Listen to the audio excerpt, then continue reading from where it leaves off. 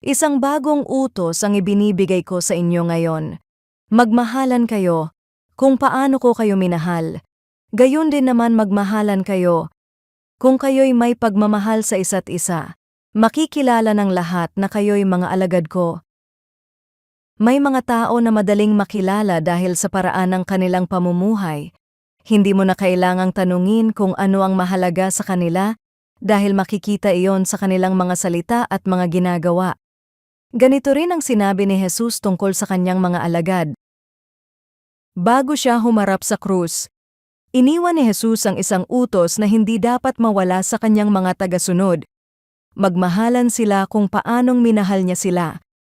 Ang pag-ibig na ito ay higit pa sa mabubuting salita. Ito ang pag-ibig na marunong magpakumbaba at handang maglingkod. Gaya ng unang ipinakita ni Jesus sa kanyang mga alagad.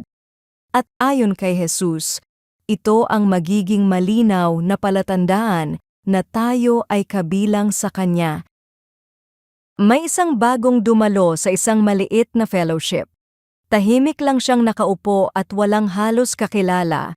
Ngunit napansin niya kung paano tinanggap ang bawat isa, kung paano may kusang tumulong sa nangangailangan, at kung paano taimtim na ipinapanalangin ang mga may mabibigat na pinagdaraanan.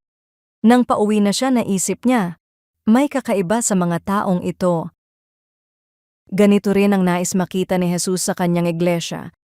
Hindi tayo makikilala dahil sa dami ng ating alam o sa husay ng ating mga salita, kundi sa pag-ibig na natutuhan natin mula sa Kanya.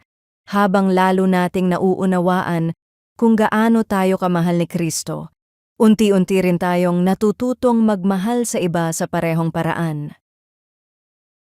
Panginoong Jesus, salamat dahil hindi mo lamang itinuro ang pag-ibig, kundi ipinakita mo rin ito sa iyong buhay.